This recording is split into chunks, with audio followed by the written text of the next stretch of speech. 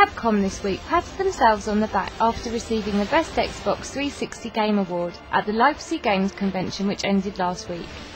Lost Planet's Extreme Condition, Capcom's episodic sci-fi action shooter, managed to impress the panel of judges with the multiplayer modes unveiled at the exhibition. The game looks like it will very much be taking advantage of the 360's mammoth power, as it features advanced light sourcing, huge maps, and a real-time loading system, allowing a seamless experience during gameplay.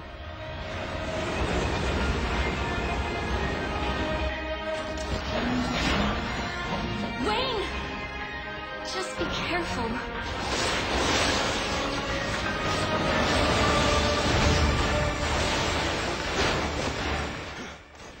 Although only one multiplayer map and mode was shown at the festival, the finished product promises to host a much larger variety, and the single-player demo is already available via Xbox Live. Expect to see a release sometime in early 2007. For any bookworms out there, Game Explore this week announced that the first volume of their hardcover series of game-related books should be hitting the US 8 weeks from now. Book of Games Volume 1 will be a 450-page book meant to act as a well of knowledge for a broad variety of games and hardware, featuring a video game's history and predictions of future trends in the gaming industry.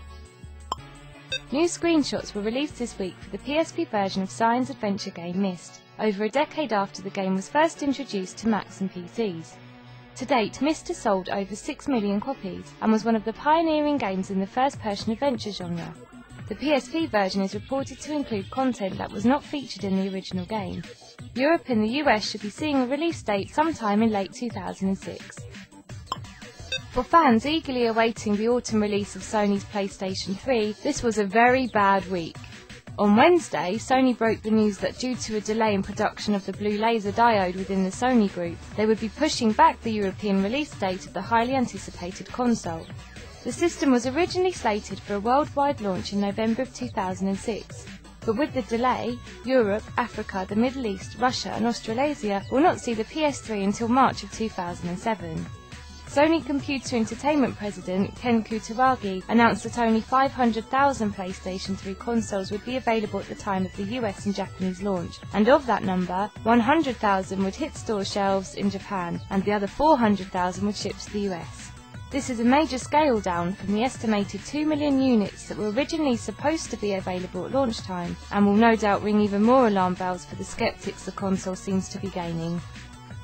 To the joy of all fiscally challenged gamers across the land, there were 2 budget releases this week. Splinter Cell Chaos Theory, the third in the Tom Clancy series of games, is available now for £9.99, and for those unfamiliar with the escapades of Sam Fisher, the game is set in 2008 in a world where the Japanese economy has collapsed. Sam Fisher is the NSA agent sent deep behind enemy lines to collect critical intelligence.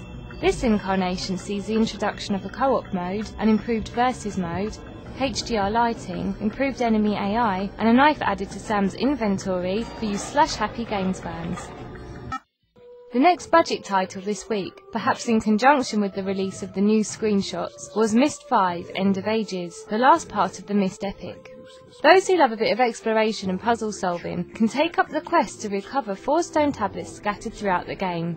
Like Chaos Theory, Myst 5 is available for £9.99. This week Valve released 2 new videos for the next game in the Half-Life 2 series. The videos showcase new features from the Source engine, such as soft shadowing and a new particle system, and gives gamers a look into some of the new locations that will appear in the game. Half-Life 2 Episode 2 is slated for a first quarter release next year on PS3, Xbox 360 and on the PC. Sometimes, when I'm all alone and I know nobody's watching, I close my curtains, unhook the phone and pretend that I'm a Yakuza. No, of course not. But if I did, I'd be ecstatic at the release of Sega's Yakuza on the PS2 this week in the US. This action-adventure features an intricate combat system, allowing players to string together attack combinations and increase their strength, stamina and skill through combat. A free-roaming gameplay style allows you to explore Tokyo's hidden urban nightlife, and includes actual licensed shops to add to the game's authenticity. With an immersive story and kick-ass moves, Yakuza looks to be another victory for the gangster game genre. Dead Rising, the survival horror game for the Xbox 360, was also released this week in Europe, and by survival horror, yes, we do mean zombie game. You play the role of Frank West, a freelance photographer who must discover the cause of the zombie outbreak.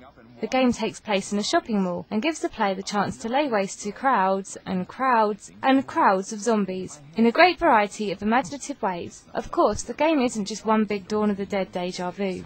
These zombies are slow and weak during the day, but become stronger and faster at night, adding a nice little edge to those brain-dead crowds of rotting flesh. The various stores in the mall offer a seemingly endless variety of weapons, which is just as well, as there's no end to the zombies. In the latest UK games charts, the row of monotony has finally been broken, as Saints Row for the Xbox 360 jumps in at number 1 in the overall charts, and Sims 2, Glamour Life Stuff, jumps in at number 5. On the PSP chart, Gangs of London by Sony Computer Entertainment finally pushes THQ's Cars off the top spot.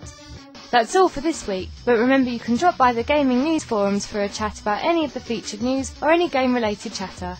See ya!